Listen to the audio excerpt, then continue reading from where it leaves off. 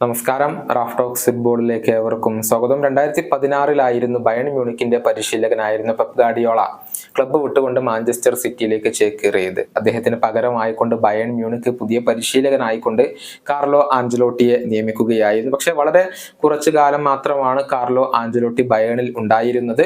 Champions ലീഗിൽ PSG പരാജയപ്പെട്ട് പുറത്തായതിന് പിന്നാലെ ബയൺ മ്യൂണിക്ക് ഈ ഒരു പരിശീലകനെ ഒഴിവാക്കുകയായിരുന്നു. ഇന്ന് അതേ ബയണിനെതിരെയാണ് അദ്ദേഹം ചാമ്പ്യൻസ് ലീഗിന്റെ സെമി ഫൈനൽ മത്സരം കളിക്കാൻ പോകുന്നത്. എന്തുകൊണ്ട് അന്ന് ബയൺ വിട്ടു എന്നുള്ള ചോദ്യം അദ്ദേഹത്തോട് മാധ്യമപ്രവർത്തകർ ചോദിച്ചിരുന്നു.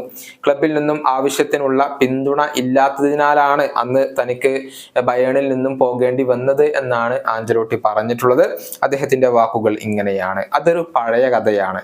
രണ്ടു കാര്യങ്ങൾ കൊണ്ട് ഞാനത് വിശദീകരിക്കാം. ആദ്യം, നിങ്ങളുടെ ജോലി ചെയ്യണം. അതിന് ക്ലബിൽ നിന്നുള്ള സപ്പോർട്ട് ആവശ്യമാണ്. ആ ഒരു പിന്തുണ നഷ്ടമായി കഴിഞ്ഞാൽ പിന്നീട് പിരിയുന്നതാണ് നല്ലത്. ബയൺ മ്യൂണിക്കിനോടൊപ്പം അതാണ് സംഭവിച്ചത്. പക്ഷെ ബയണിന്റെ പ്രസിഡന്റുമായി എനിക്ക് നല്ല ബന്ധമാണ് ഉള്ളത്. ബാക്കിയുള്ളവരുമായും നല്ല ബന്ധം തന്നെയാണ് ഞാൻ വെച്ച് പുലർത്തുന്നത്. നിങ്ങൾക്ക് ക്ലബിൽ നിന്നും ആവശ്യത്തിനുള്ള പിന്തുണ ലഭിച്ചിട്ടില്ലെങ്കിൽ ആ ക്ലബ്ബ് വിട്ടുകൊണ്ട് ആ പ്രശ്നം ഒഴിവാക്കുന്നതാണ് നല്ലത്. ഇതാണ് റയലിന്റെ പരിശീലകനായ കാർലോ ആഞ്ചലോട്ടി ഇപ്പോൾ പറഞ്ഞിട്ടുള്ളത്.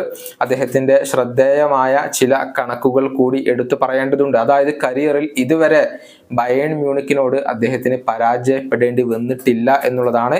AC മിലാനോടൊപ്പം 6 മത്സരങ്ങളും റയലിനോടൊപ്പം 3 മത്സരങ്ങളുമാണ് ആകെ കാർലോ ആഞ്ചലോട്ടി ബയണിനെതിരെ ഇതുവരെ കളിച്ചിട്ടുള്ളത്. ഈ 9 മത്സരങ്ങളിൽ നിന്ന് 6 വിജയങ്ങളും 3 സമനിലകളുമാണ് അദ്ദേഹം കരസ്ഥമാക്കിയിട്ടുള്ളത്. ഈ വീഡിയോയുടെ അവസാനിപ്പിക്കുന്നു. കാണാം.